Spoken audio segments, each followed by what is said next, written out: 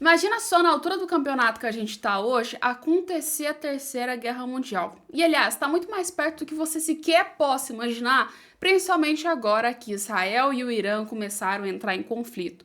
E o conflito dessa vez não é qualquer coisinha assim, não. É uma coisa muito grave, gente. Israel fez um ataque ao Irã, só que nesse ataque matou literalmente um dos caras mais fortes do Irã. Pra você entender, só matou gente forte do Irã. E agora isso aí tá virando uma polêmica imensa, porque vocês sabem que os Estados Unidos e o Irã também já não dão certo, e não é desde agora, é de muito tempo.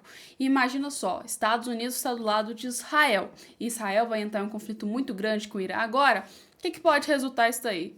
Pois é, vai dar muita polêmica. Vamos lá que eu vou te explicar porque isso aí vai terminar de um jeito assim meio deplorável e doido, porque dessa vez o Irã tá com sangue nos olhos, falou que quer eliminar Israel por completo.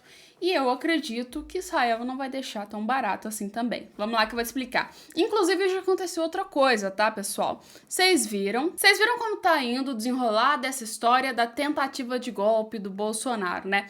Acontece que, vou te falar, os advogados do Bolsonaro conseguiram dar a jogada mais genial possível nessa história e usar uma carta na manga incrível pro lado do Bolsonaro, que agora pode fazer literalmente o quê?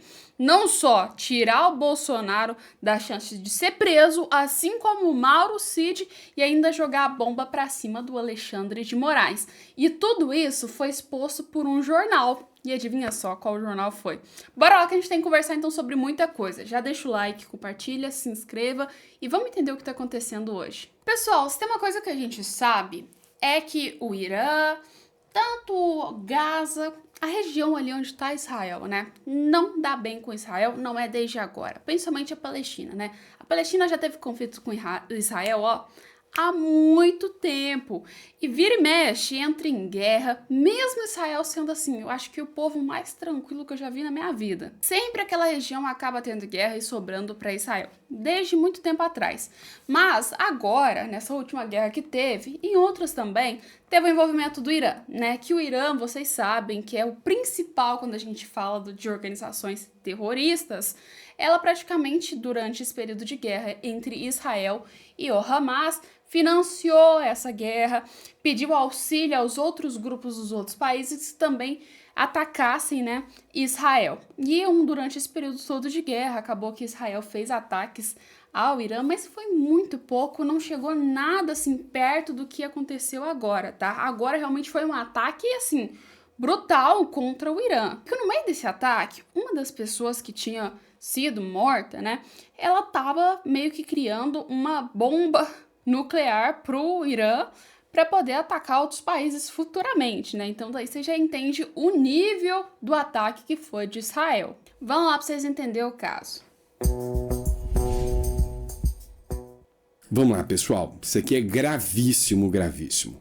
Folha de São Paulo. Israel bombardeia Irã após falha de negociação nuclear com o governo Trump. Matéria da Folha de São Paulo. A coisa é muito, mas é muito mais grave do que você possa imaginar. Não tenha dúvidas disso. Bora lá, o que acontece, pessoal? Os Estados Unidos e o Irã estavam fazendo negociações para que o Irã tivesse uma força nuclear, vamos falar assim, baixa. E em troca, os Estados Unidos ia fornecer, né, pro Irã, tirar os bloqueios de sanções que o Irã tem, tá? Então, os Estados Unidos e o Irã estavam negociando isso. Os Estados Unidos estavam falando, vocês não se armam de forma nuclear e a gente vai tirar as sanções que a gente aplicou para vocês. E Teherã tinha um plano no meio desse acordo, né, que era reduzir temporariamente o enriquecimento de urânio, né, passando para 3,67, junto com também, né, assim como também ter inspeções surpresas, né, de grupos paramilitares e principalmente vender o urânio para terceiros, né, e tirar as sanções dos Estados Unidos. Esse era o plano de Teherã. Vou até mudar a tela para vocês entenderem a história. Pronto. Só que o que acontece? Enquanto os Estados Unidos e o Irã estavam negociando essas questões de acordo, Israel, que estava, entre aspas, ali, como um mediador, não, só assistindo, né, a história, a gente pode falar assim, viu e percebeu que o Irã não estava cumprindo com seus acordos. que, na verdade, enquanto os Estados Unidos estavam tentando negociar, estava ali na fase diplomática, o Irã já estava preparando essas armas nucleares há muito tempo. E Israel viu que seria um perigo para eles, porque uma coisa é os Estados Unidos que está lá no cafundó do Judas, e outra coisa é Israel que está ali colado com o Irã, que é como se fosse assim, né? Se caso o Irã fosse atacar alguma coisa para prejudicar os Estados Unidos, obviamente ele iria primeiro em Israel, por ser um aliado dos Estados Unidos. Então Israel viu isso, percebeu, olha, essa negociação pode não dar certo, tá demorando demais, e se caso eu não fizer absolutamente nada, vai dar problema aqui pra gente, porque se explodir uma bomba, literalmente, né, gente, vai dar problema pra gente aqui de Israel. Então Israel falou assim, olha, não tô nem aí mais com o acordo diplomático de vocês, ó, vou tacar a bomba e vamos acabar logo com isso. E aí deu nessa bagunça toda que a gente tá vendo agora, né?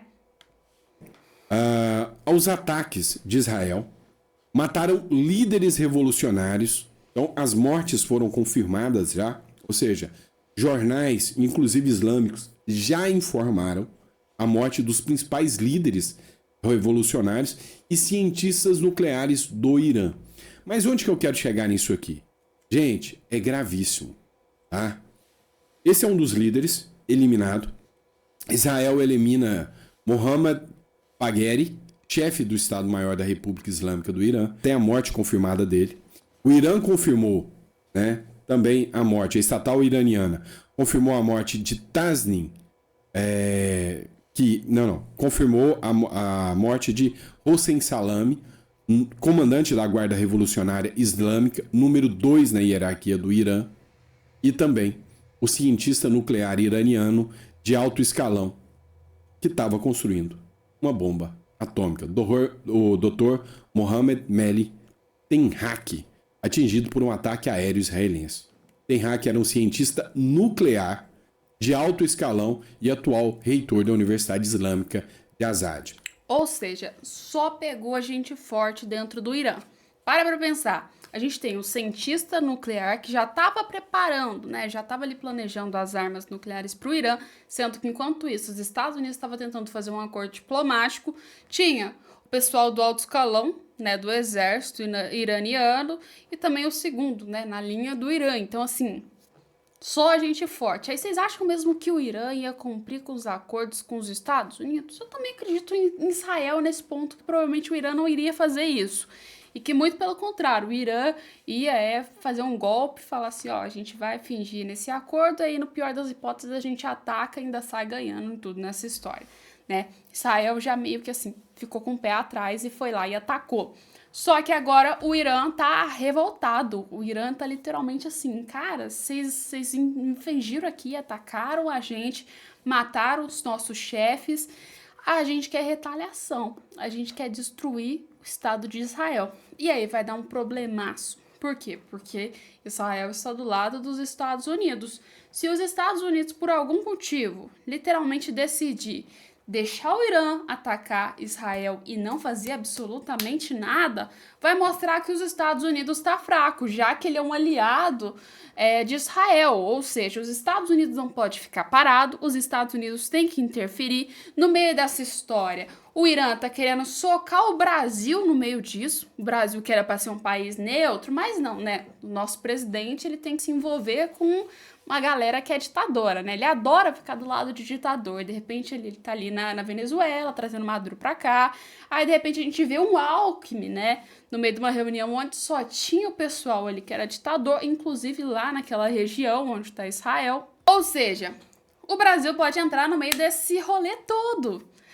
Por quê? Por livre capricho da esquerda. E aí as coisas vai desandando, ou seja, essa história só começou e a chance de ficar cada vez pior, cada dia, é mais louca ainda e mais possível, tá? Mas enquanto tá assim, tá naquele... Estamos esperando para ver o que vai acontecer. Aqui no Brasil já aconteceu outra coisa, tá? Olha essa matéria da Veja. Pois é, pessoal, a capa da Veja estava escrito que Cid mentiu, tá? Aí isso aqui é uma matéria do Diário do Poder falando sobre a capa da Veja. No STF para prejudicar Bolsonaro, diz Veja. Mas a vontade do Cid era prejudicar Bolsonaro? O dolo do Mauro Cid era prejudicar o Bolsonaro? Não, não era. A vontade do Mauro Cid é que nada disso tivesse acontecido. Mas, olha o que as mensagens dizem, né? Eles toda hora, Gabriela R, que é o perfil que ele utilizou, não se sabe com quem ele estava conversando. Eles mudavam o que você falou ou te forçavam a deixar como eles queriam. O Mauricio escreveu, eles toda hora queriam jogar pro lado do golpe. Eu falava para trocar, porque não era aquilo que tinha dito. Acabou. Só com isso aqui, o Mauricio já mostra que a delação não era o que ele tinha dito. A delação é falsa. Sim. O que aconteceu, pessoal? O advogado do Bolsonaro perguntou pro Mauro Cid se em algum momento ele já tinha falado, né? Se já tinha sido questionado pelo Mauro Cid de coação, alguma coisa nesse sentido, tá? O Mauro Cid falou que não. Aí depois descobriram, vazou pela Veja, esse perfil de que o Mauro Cid estaria usando, né? Para conversar e falar que sim, ele tinha sido obrigado a falar isso, né? Como vocês leram aqui na mensagem. O que acontece? No direito brasileiro, tá? Era para ser regra, né? Mas ultimamente a gente sabe que não tá sendo muito, não. Se uma pessoa tem uma prova, né? Inclusive, assim, já vamos começar lá. Tá na parte de provas ilícitas. Tem certas provas que são ilícitas, tá? Como, por exemplo, você interceptar ligação telefônica, abrir sigilo de conta bancária, coisas de correio, tá? São provas ilícitas, ou seja, não pode fazer, mas se caso o juiz aceitar, tá valendo. É assim que funciona no Brasil. Dentro das provas que a gente considera ilícitas, tem as provas que são assim, não pode ser aceito de jeito nenhum. Se isso acontecer, acabou, não adianta, não vai falar nada, porque joga o processo no lixo, que é a coação, tá? Ou seja, se caso a pessoa foi lá, testemunhou, ela falou por livre e espontânea vontade e mentiu a favor dela, e depois descobriram isso, sem coação, sem nada, essa pessoa vai ser presa.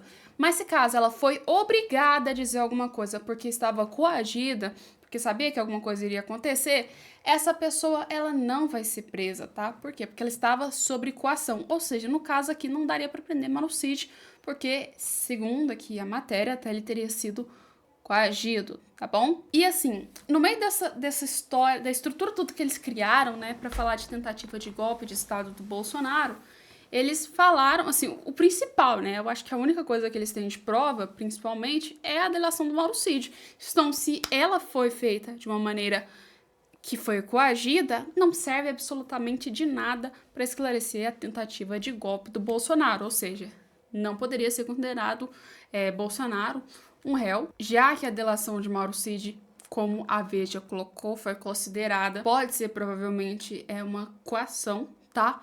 Isso tudo iria cair no colo, vocês sabem de quem que iria cair no colo, né? De quem fez essa coação. Aí eu vou deixar por livre e espontânea vontade para vocês entenderem quem poderia ser essa pessoa. Mas acontece assim, no direito brasileiro, se você tá lá falando, explicando, tal, e de repente descobre que tudo que foi falado dentro de um processo é uma coação, principalmente quando é a base principal, acaba. Não tem como, porque quando é coação não é aceito. Ou seja, é uma coisa que vai dar muito ibope isso daí. Por quê? Porque muita gente vai questionar, vai falar, ué, peraí, então se isso continuar, significa que seria uma prisão que não deveria acontecer?